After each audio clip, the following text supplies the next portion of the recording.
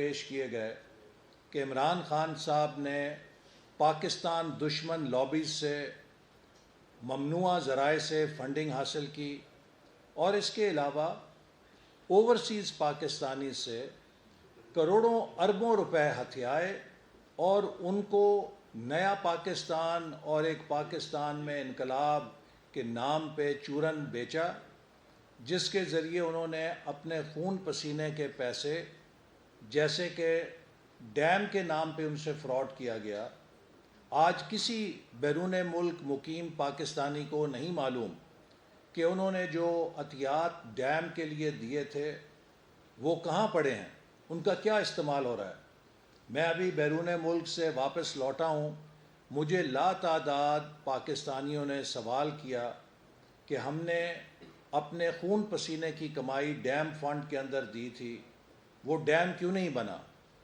عمران خان صاحب نے ڈیم کے نام پہ بھی ان کے ساتھ فراڈ کیا۔ اسی طرح پاکستان میں انقلاب لانے کے نام پہ انہوں نے کروڑوں اربوں روپے ہتھیائے اور انہیں ذاتی اکاؤنٹس میں ڈال کے پرائیویٹ اکاؤنٹس میں ڈالا گیا اور انہیں بھی کمپیوٹر آپریٹر چپڑاسیوں کے اکاؤنٹس میں لا کر پاکستان کے اندر خفیہ اکاؤنٹس کے ذریعے ذاتی استعمال میں رکھا گیا۔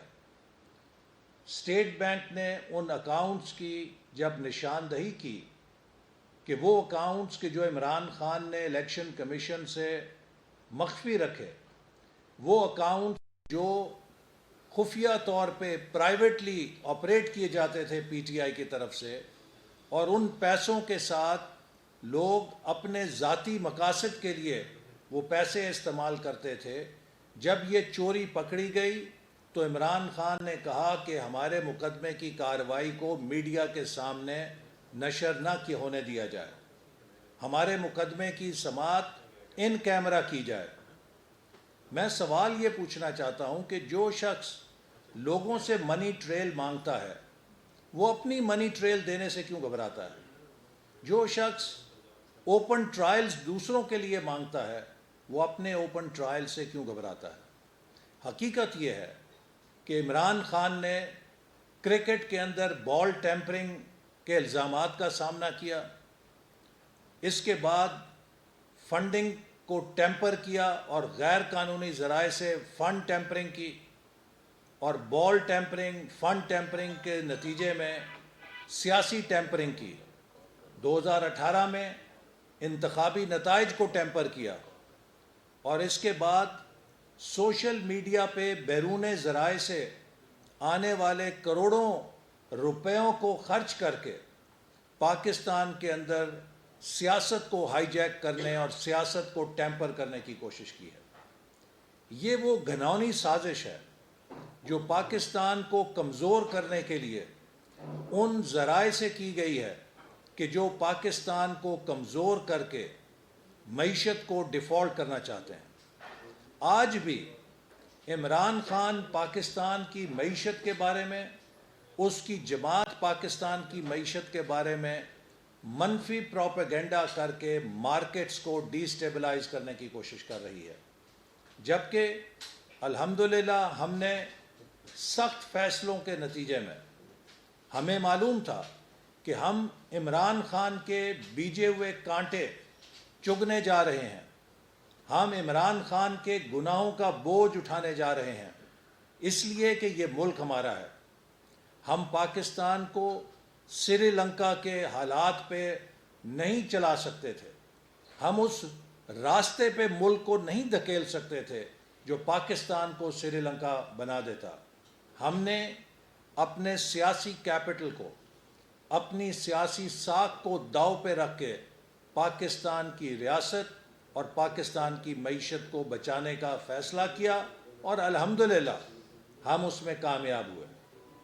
عمران خان اور اس کے حمایتی جو مختلف اداروں میں بیٹھے ہیں وہ مسلسل پاکستان کو ایک سیاسی بے یقینی میں مبتلا رکھنا چاہتے ہیں۔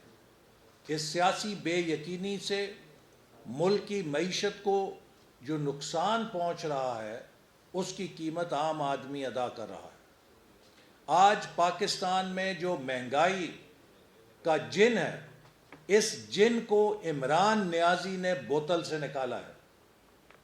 آج اس ڈالر اور روپے کی جو عدم توازن ہے، اس کی بنیاد عمران نیازی کی سیاست نے رکھی ہے اور ان پالیسیوں نے رکھی ہے جو وہ ورثے میں چھوڑ گئے ہیں۔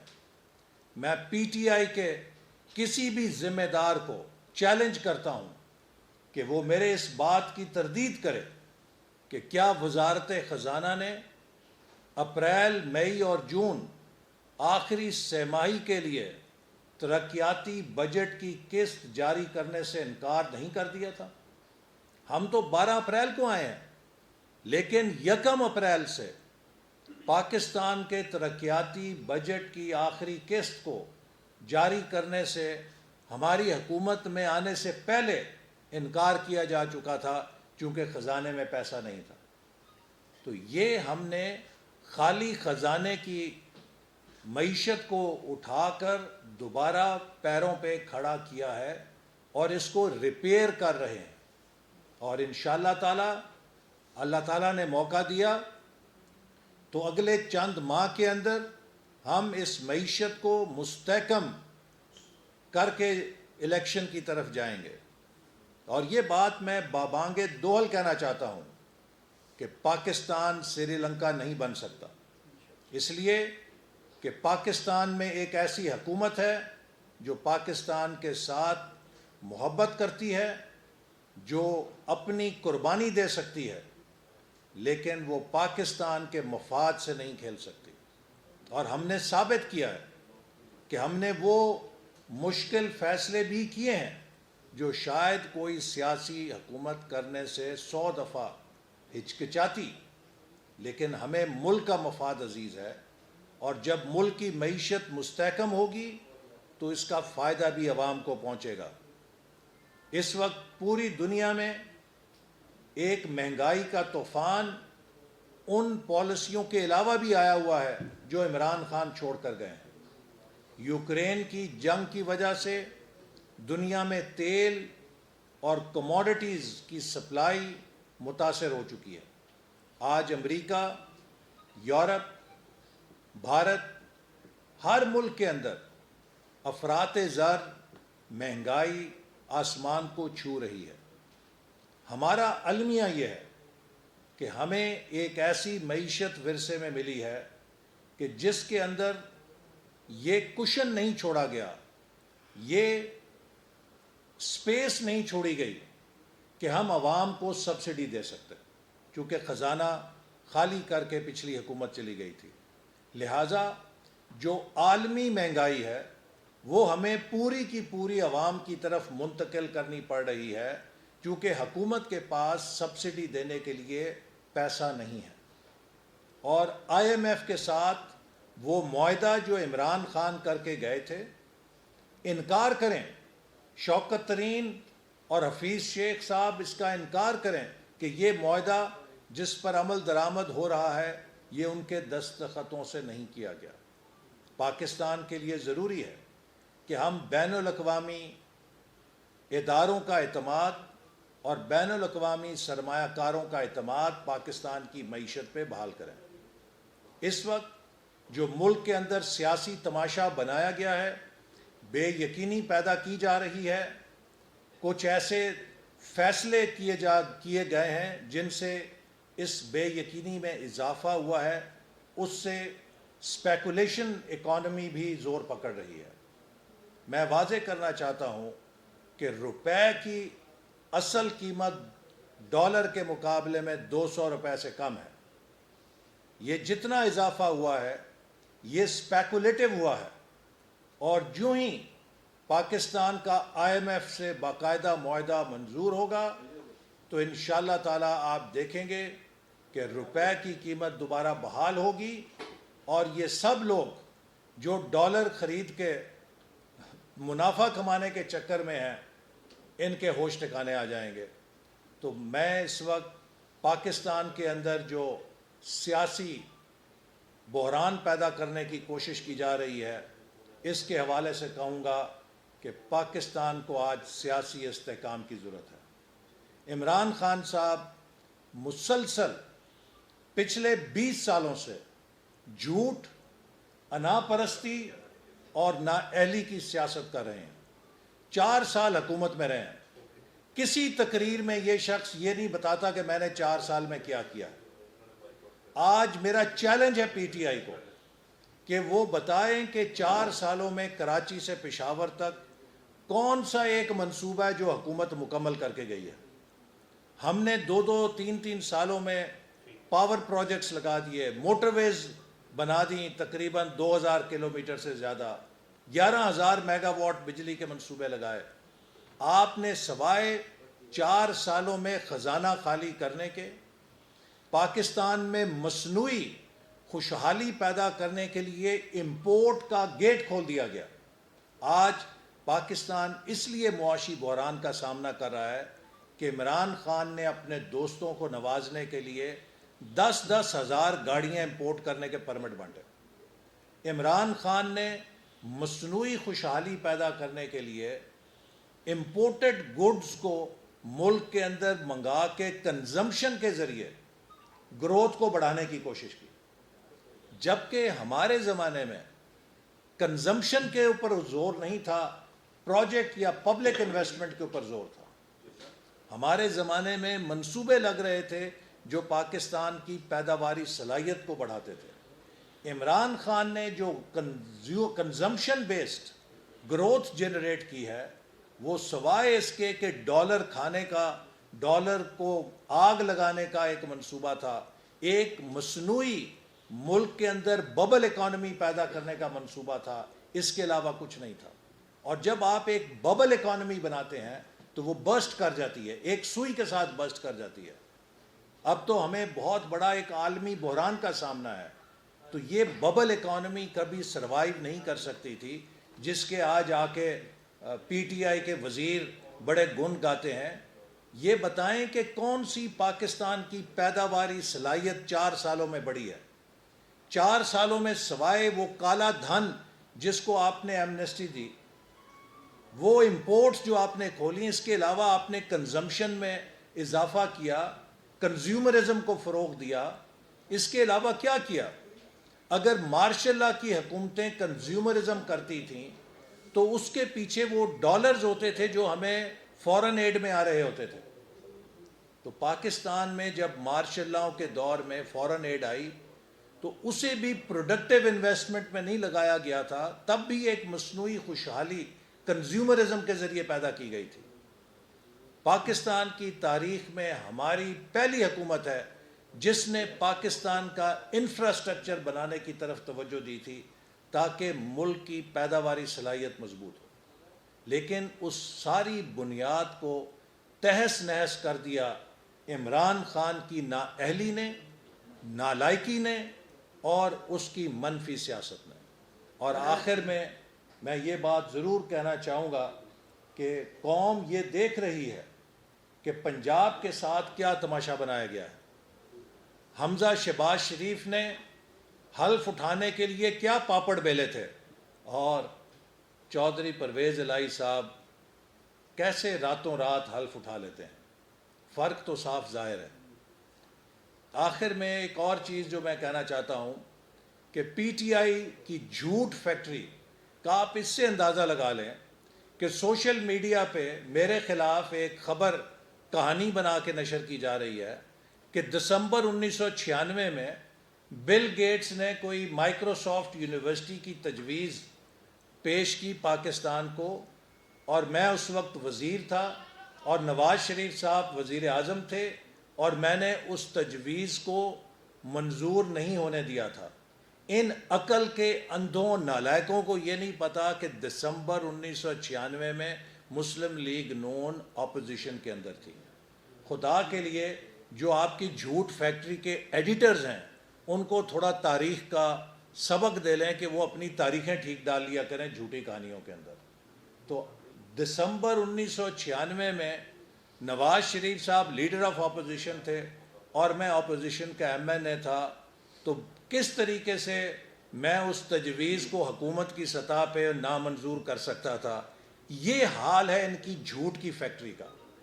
اسی طرح وہ جو ان کا نمبر 1 وزیر ہے 4 سال مجھ پہ جھوٹا الزام لگاتا رہا کہ جی اس نے 70 ارب روپیہ کمیشن لیا ہے ملتان سکر موٹر وے پہ.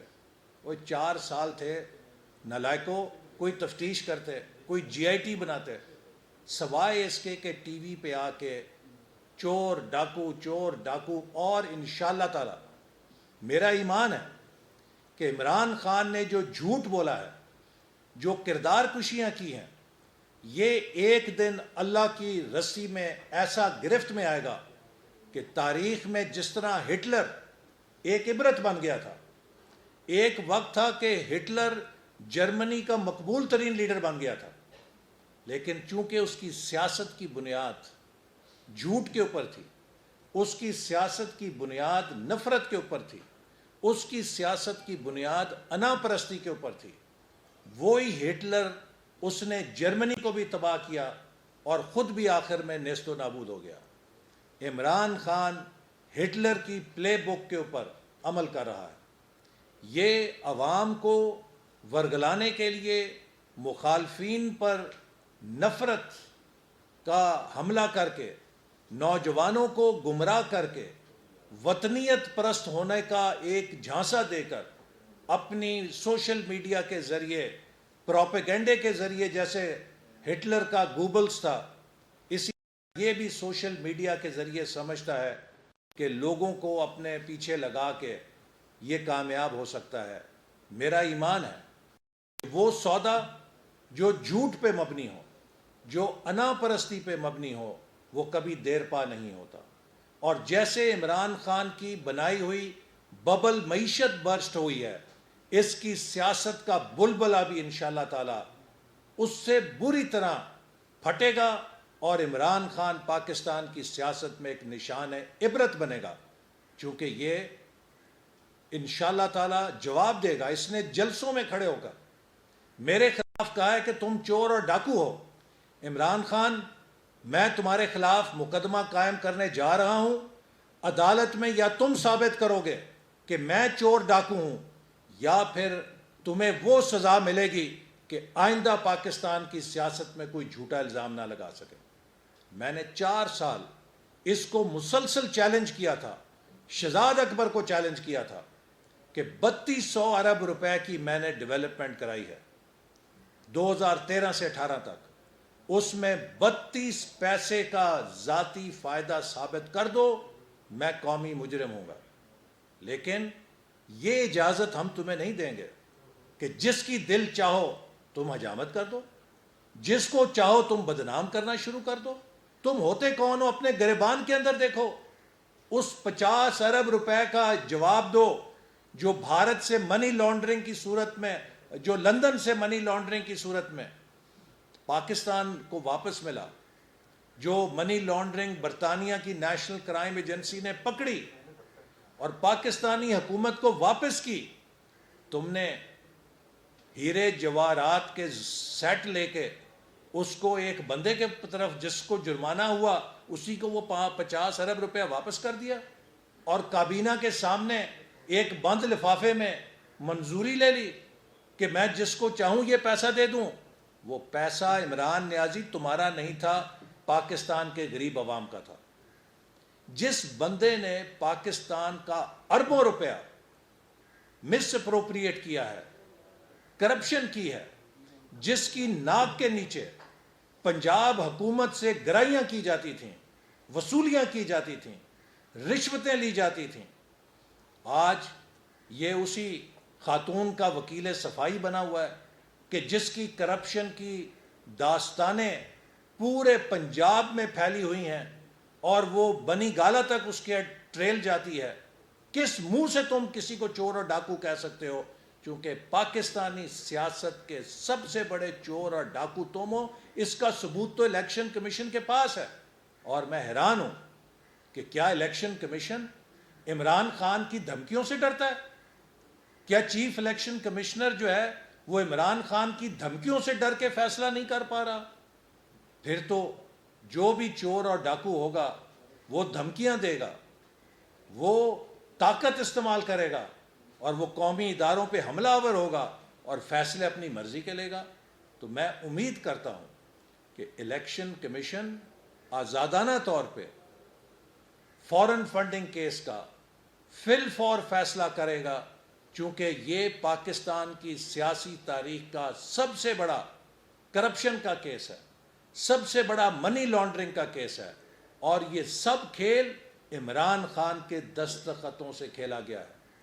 یہ جو مسٹر کلین بنتا ہے، یہ دراصل مسٹر کلین نہیں ہے، یہ مسٹر کرپشن ہے، یہ مسٹر منی لانڈرر ہے، یہ مسٹر جھوٹ ہے، یہ مسٹر انا پرستی ہے، جس نے ہٹلر کی طرح اپنی انا کو اور اپنی ذات کو اونچا کرنے کے لیے پورے ملک کو داؤ پہ لگا دیا تھا۔ عمران خان، ہم تمہیں ہٹلر نہیں بننے دیں گے۔ پاکستان کے عوام کے ساتھ مل کر ہٹلر کا مقابلہ کرنے کے لیے شاید اس وقت کوئی باقی نہیں بچا تھا۔ آج مسلم لیگ نون، اس کا ہر کارکن اور اتحادی جماعتیں جو حکومت میں شریک ہیں، اس کی قیادت اور اس کے تمام کارکن تمہارا چپے چپے پر مقابلہ کریں گے، اور تمہارے اس جھوٹ کا پول کھولیں گے جو تم سوشل میڈیا کے ذریعے پھیلا کے عوام کو گمراہ کرنے کی کوشش کرتے ہو۔ احسن اقبال صاحب، یہ رہنمائی فرمائیں کہ آپ نے تحریک انصاف کے خلاف ایک ساری باتیں کی، ناقص کارکردگی کا ذکر کیا، لیکن اب تو سارے انتخابات وہ جیتتی جا رہی اور آپ ہارتے جا رہے ہیں، یہ کیا بات؟ دیکھیے، جیسے آپ سب کو معلوم ہے کہ جو پچھلے انتخابات ہیں میرے نزدیک، اس میں 20 کی 20 سیٹوں میں مسلم لیگ نون کی ایک بھی سیٹ نہیں تھی۔ ہم نے 2018 کے مقابلے میں 5 سیٹیں گین کی ہیں، لیکن اگر ہم نے پیٹرول کی قیمتوں میں اور چند ایسے جو مشکل فیصلے جن سے یقیناً مہنگائی پیدا ہوئی، اور جو عمران خان کی ان غلطیوں کو درست کرنے کے لیے کیے گئے، جو اصل میں عمران خان نے IMF سے معاہدہ کیا تھا، اگر یہ فیصلے ہمارے حصے میں نہ آتے تو شاید ان 20 میں سے 15 یا 17 سیٹیں ہم جیت چکے ہوتے، اس کی عمران خان کی اٹھا چکے ہوتے۔ تو ہمیں ایک سیاسی قیمت ادا کرنی پڑی ہے ان فیصلوں کی جو ہم نے ملک کے مفاد میں کیے ہیں، اور اس لیے عمران خان کو کوئی کریڈٹ نہیں جاتا، کیونکہ وہ ان 20 سیٹوں میں سے جو ہم نے 2018 میں ہاری تھیں، ان میں سے کم از کم 5 سیٹیں ہم گین کرنے میں کامیاب ہوئے ہیں، لیکن ان 5 کی بجائے ہم 15 یا اگر یہ جو پچھلے 2-3 ماہ کے اندر ہم نے ملک کی معیشت کو بچانے کے لیے فیصلے کیے ہیں، اس کے اوپر یقیناً فطری طور پہ کچھ عوام میں ایک نیگیٹو ووٹ پیدا ہوتا ہے، ہمیں اس کا اندازہ تھا، اور اس لیے ہم بار بار کہتے ہیں کہ ہم نے اپنی سیاسی ساکھ کو داؤ پہ لگا کے پاکستان کو بچایا۔ اچھا حسن صاحب، 30 سال تک حکمرانی کرنے والی 2 بڑی جماعتیں کیسی معیشت چھوڑ کے گئی تھیں کہ ایک شخص نے 3.5 سال میں اس کا بیڑا غرق کر دیا، اور دوسری بات آپ سیاسی استحکام کی کہہ رہے ہیں، ایک سیاسی لوٹے کو اپوزیشن لیڈر بنا کے اتحادی کون سا ملک میں سیاسی استحکام لانا چاہتے ہیں، اور کیا اس سے آئے گا؟ دیکھیے، پہلی بات یہ ہے کہ ہم نے جو معیشت چھوڑی تھی اس کے پاکستانی عوام گواہ ہیں۔ 5% کے اوپر مہنگائی تھی اور ملک ترقی کر رہا تھا۔ عمران خان نے آتے ساتھ ہی چند ایک ایسے فیصلے کیے جس میں روپے کو ڈیویلیو کرنا، پالیسی ریٹ کو دگنا کرنا، ہاٹ منی لے کر آنا، اس کے بہت دور رس اثرات ہوئے پاکستان کی معیشت پہ، اور پاکستان کی معیشت کے وہ نٹ اور بولٹ کھول گئے۔ دیکھیے، آپ کسی چیز کے نٹ اور بولٹ کھول دیں نا، وہ بہت آسان ہوتا ہے، لیکن ان چیزوں کو دوبارہ قابو میں لا کے نٹ اور بولٹ کسنا ایک بڑا پین سٹیکنگ کام ہوتا ہے۔ عمران خان 4 سالوں میں پاکستان کی معیشت کے نٹ اور بولٹ غلط معاشی فیصلوں سے، غلط معاشی پالیسیوں سے کھول گیا ہے۔ اب ہم پوری قوت کے ساتھ کوشش کر رہے ہیں کہ ان نٹ اور بولٹس کو دوبارہ کسا جائے، معیشت کو دوبارہ ایک نظام میں اور ایک سٹرکچر میں لے کر آیا جائے۔ انشاءاللہ تعالی ہمیں پوری امید ہے کہ اگلے 1 سال کے اندر یہ معیشت جو ہے، اس کی جو بھی آج آپ فیصلہ کریں گے، اس کے نیچے تک اثرات آنے میں 6 سے 8 ماہ پالیسیوں کے لگتے ہیں، اور اسی لیے آپ نے دیکھا کہ جب ہم نے حکومت چھوڑی تو پہلا سال آسان گزر گیا، چونکہ ہم نے بنیاد ٹھیک رکھی تھی. دوسرے سال سے تباہی آنی شروع ہو گئی. اچھا احسن اقبال صاحب، ایک بات یہ ہے کہ عدم استحکام کی ہم نے بات کی ہے. اس تمام تر معاملات میں عوام کو تو بیڑا گرک ہو گیا ہے، ٹھیک ہے، وہ سب کو پتہ ہے.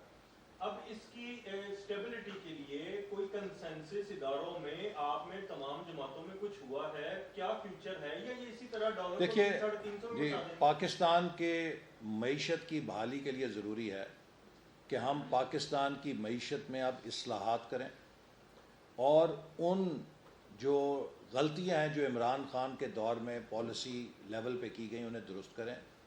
ہماری پوزیشن، جیسے آپ کو میں نے کہا کہ یہاں پہ وہ چھوڑ گئے ہیں کہ ہمارے پاس سپیس نہیں ہے کہ ہم زیادہ اس حوالے سے بارگین کر سکتے.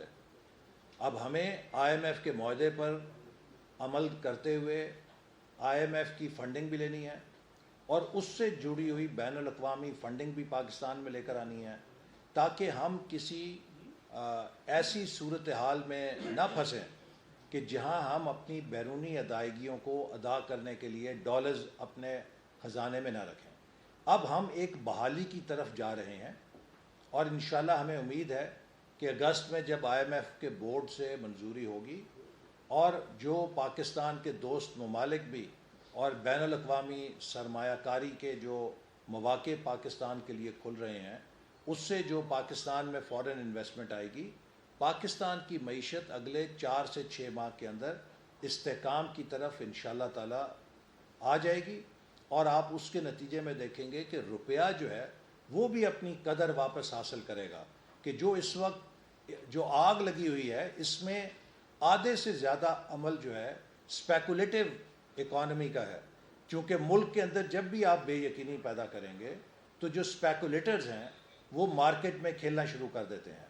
تو اس کو روکنے کے لیے ضروری ہے کہ پولیٹیکل لیڈرشپ غیر ذمہ دارانہ بیان نہ دے، اور پی ٹی آئی کی قیادت کو بھی میں کہوں گا کہ آپ سیاست کریں لیکن ملک کے مستقبل سے نہ کھیلیں.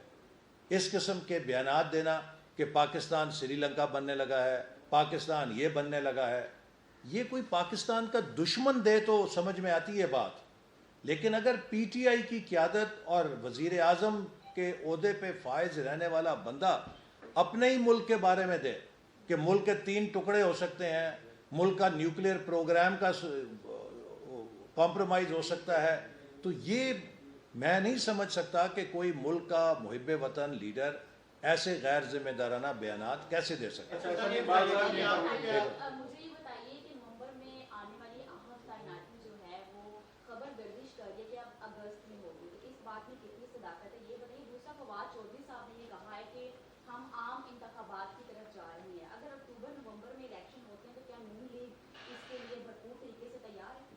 دیکھیے، عام انتخابات فواد چودھری صاحب، شیخ رشید صاحب یا عمران خان صاحب کی خواہش پہ نہیں ہوں گے.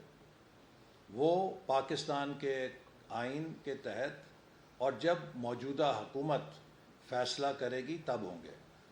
اور نئے انتخابات کے لیے ضروری ہے کہ جو مردم شماری اس وقت جاری ہے اس کو مکمل کیا جائے، چونکہ بعض صوبوں کا اور سیاسی جماعتوں کا پرزور مطالبہ ہے کہ اگلا الیکشن نئی مردم شماری کی روشنی میں ہونا چاہیے. اچھا یہ فرمائیے گا احسن اقبال صاحب، جی، جو بھی ملک کے اندر قومی اداروں کی تعیناتی ہیں وہ آئین اور قانون کے تحت جب بھی ان کا وقت ہوگا اور اس کو میرٹ کے اوپر کیا جائے گا. جو سر یہ فرمائیے گا کہ فارن فنڈنگ کیس کا محفوظ فیصلہ جو قوتیں سنانے نہیں دیا جاتے رہی، وہ آپ کو ڈیم فنڈ والے اکٹھے کرنے والے اور جس کو آپ کہہ رہے ہیں کہ انہوں نے فارن فنڈنگ میں منی لانڈرنگ کی، اس کے خلاف کارروائی کیسے کرنے دیں گے؟ ایک دوسرا یہ فرمائیے گا، پاکستان میں جمہوری حکومت ہے اور آرمی چیف امریکہ سے سفارش کر رہا ہے کہ اب جو ہے نا وہ دیکھیے میں جمہوریت کہاں کھڑی؟ جی میں پھر یہ میڈیا سے پرزور سفارش کروں گا کہ ہمیں کنجکچرز پہ بات نہیں کرنی چاہیے. آرمی چیف کی جو سیکیورٹی کے حوالے سے امریکہ کے حکام سے بات چیت معمول کا حصہ ہے. پاکستان اور امریکہ کے درمیان اس خطے کے حوالے سے خاص طور پہ افغانستان کے حوالے سے ایک آن گوئنگ ڈائلاگ ہے جو ہماری سیاسی قیادت کے ساتھ بھی جاری رہتا ہے اور ہماری سیکیورٹی کی لیڈرشپ بھی امریکہ کے ساتھ اس کے اوپر آن گوئنگ بنیاد کے اوپر ڈائلاگ کرتی رہتی ہے، کنسلٹیشن ہوتی رہتی ہیں. تو یہ وہ معمول کی کنسلٹیشن ہے کہ جو پاکستان کی جمہوری قیادت اور پاکستان کی سیکیورٹی قیادت امریکہ کے انتظامیہ کے ساتھ کرتے رہتے ہیں. تو اس کو اسی پیرائے میں دیکھنا چاہیے اور ہمیں سنسنی خیزی سے بچنا چاہیے جس سے ہم خود اپنے ملک کا کیس خراب کرتے ہیں. احسن صاحب یہ بتائیے گا کہ آپ نے کہا کہ عمران خان صاحب ہٹلر ہیں اور ہٹلر کا آپ مقابلہ کریں گے، لیکن پنجاب کے محاذ پر تو آج لگتا ہے آپ کی جماعت اور اتحادیوں نے اس ہٹلر کا مقابلہ کرنے کے بجائے ہاتھ کھڑے کر دیے ہیں. آپ تو ڈپٹی اسپیکر کا امیدوار ہی نہیں دے سکے پنجاب اسمبلی میں. کہاں پہ آپ کا اتحاد؟ نہیں، میری معلومات کے مطابق تو ڈپٹی اسپیکر کا الیکشن کا احتجاجاً بائیکاٹ کیا گیا ہے، جو میری ابھی تک معلومات ہیں. لیکن پنجاب کے اندر ایک انجینئرنگ کے ذریعے پی ٹی آئی کی حکومت کو مسلط کیا گیا ہے اور میں بڑے ادب کے ساتھ، بہت ہی ادب کے ساتھ ابھی تک یہ سمجھنے سے قاصر ہوں کہ ہم لوگ تو کسی چھوٹے سے بیان کے اوپر ہتک عزت کے مقدموں کا سامنا کرتے ہیں. ہمارے کئی لیڈر نااہل ہو گئے. 7 مہینے سپریم کورٹ کے چیف جسٹس کے بینچ نے بلدیاتی اداروں کو بحال کرنے کا فیصلہ کیا. عمران خان اور عثمان بزدار نے 7 مہینے تک سپریم کورٹ کا منہ چڑھایا، اس فیصلے کو جوتی کے نوک پہ رکھا. کبھی سپریم کورٹ نے ہتک عزت کا نوٹس ہی نہیں دیا، بلکہ اگر کنٹیمپٹ فائل ہوئی تو اس کنٹیمپٹ کو بھی پوسٹ پون کر دیا. دیکھیے یہ وہ چیزیں ہیں کہ جن کے حوالے سے بدگمانیاں پیدا ہوتی ہیں. جو ترازو مسلم لیگ نون کے لیے لگایا گیا وہی ترازو پی ٹی آئی کے لیے لگنا چاہیے.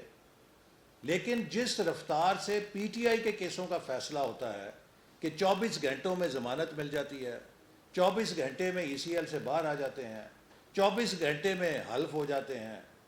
ہمیں تو 2 سال جیلوں میں پڑے رہ گئے، 2 سالوں بعد، کسی کو 6 مہینے بعد، کسی کو 8 مہینے کے بعد ضمانت ملی. ہمیں تو 2-2.5 سال ای سی ایل پہ رکھا گیا، بلا وجہ رکھا گیا، بلا جواز رکھا گیا، کسی نے سو موٹو نوٹس نہیں لیا. تو میری عدلیہ سے یہ گزارش ہے کہ پاکستان کی عدلیہ پاکستان میں رول آف لا کے لیے ایک بنیاد فراہم کرتی ہے. عدلیہ کے اوپر سے عوام کا اعتماد متزلزل نہیں ہونا چاہیے.